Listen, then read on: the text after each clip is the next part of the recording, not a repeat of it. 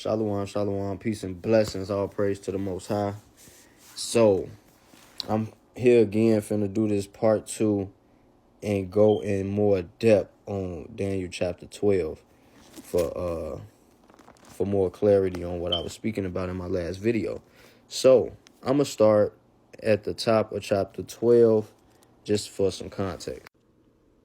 And at that time shall Michael stand up, the great prince which standeth for the children of thy people.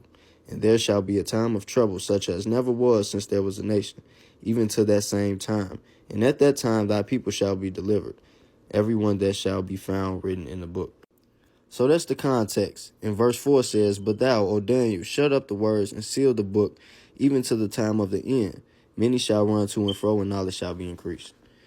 Then I, Daniel, looked, and behold, there stood other two, the one on this side of the bank of the river, and the other on that side of the bank of the river.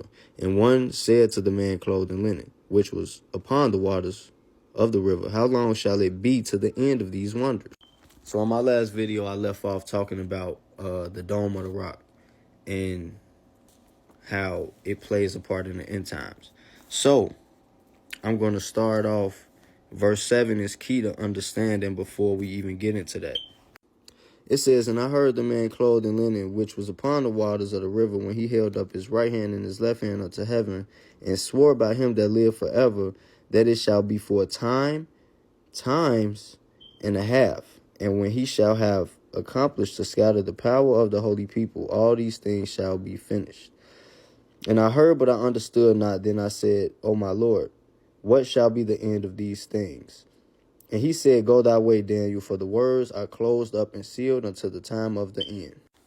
So to get some context, let's go to chapter 7 in Daniel and verse 25. And it says, And he shall speak great words against the Most High, and shall wear out the saints of the Most High, and think to change times and laws. And they shall be given into his hand until a time, times, and the dividing of time. If you go a verse up to 24, you will see this speaking about the little horn that rose up and subdued 3 kings. Now you may be asking, what is a time? What is times and a half of a time? So to understand that, we have to go to Daniel chapter 9. Verse 24 says, 70 weeks are determined upon thy people and upon thy holy city to finish the transgression and to make an end of sins, and to make reconciliation for iniquity, to bring in everlasting righteousness, and to seal up the vision and prophecy, and to anoint the most holy. So 70 weeks is 70 times 7, 70 weeks, right? A week is made up of 7s. So when you get 70 times 7, you get the number 490. The number 490 is a jubilee, or 49, right? So when you do 49 times 7, you get 490, and this is a time. So when you do 490 times 2, you get 980. So this is times, right? But if you, But if you divide by 2, this is dividing of a time, or half of a time. You get 245. So 490 plus 980 plus 245 equals 1715. Now, some of y'all may be familiar with that number, may not be. So chapter 7 says that we will be given into the hand of the little horn for this amount of time. And now I'm going to plug in 1715 with the number, with the year the little horn rose into power. The Battle of Milvian Bridge. So when you look into the Battle of Milvian Bridge, is when Constantine the Great had a vision so-called of the cross, and he, after conquering in this battle, he made Christianity the number 1 religion for Rome, right? This happened in the year 312 AD, right? And after this is when you see the 3 horns spoke about in Daniel plucked up, the 3 Germanic tribes that was plucked up from the Roman Empire. The Goths, the Vandalgoths, and the Vandals, right? But what's interesting, when you do 312 and you add the year 1715, you get 2027. Now, wasn't the question asked, when is the end of these things that Daniel asked, right? So now we're going to continue. So he said, "Go thy way, Daniel, for the words are closed up and sealed until the time of the end. Many shall be purified and made white and tried, but the wicked shall do wickedly, and none of the wicked shall understand, but the wise shall understand." So this is where we left off last time, chapter 12, verse 11. "And from the time that the daily sacrifice shall be taken away, and the abomination that maketh desolate shall set up, there shall be 1,290 days."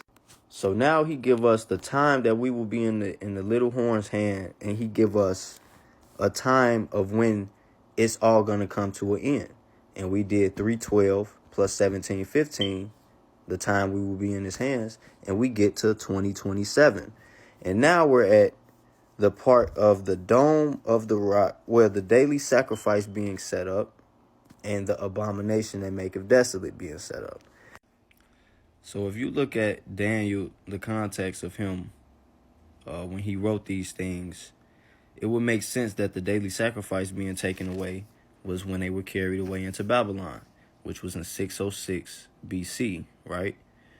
So verse 11 says, "And from the time that the daily sacrifice shall be taken away, the abomination that maketh desolate set up, there shall be 1,290 days."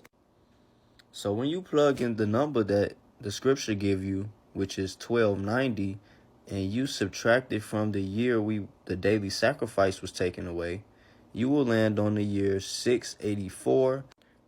You have to add a year when you crossing over from BC to AD, so you land on 685. What happened in that year?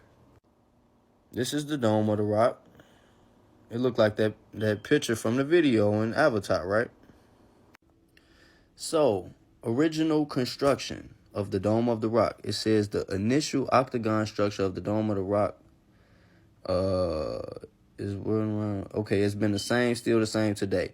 It was built by the order of Umayyad Caliph Abd al-Malik, 685 to 705, according to this guy, right? Construction started in 685. So from the time that the daily sacrifice was taken away until they built up this idol or abomination that maketh desolation, you get to this year.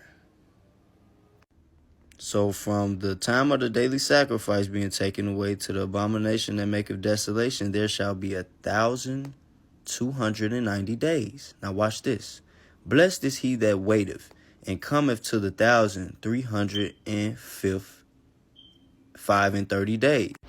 So why did he say, "Blessed is he that make it to this point"?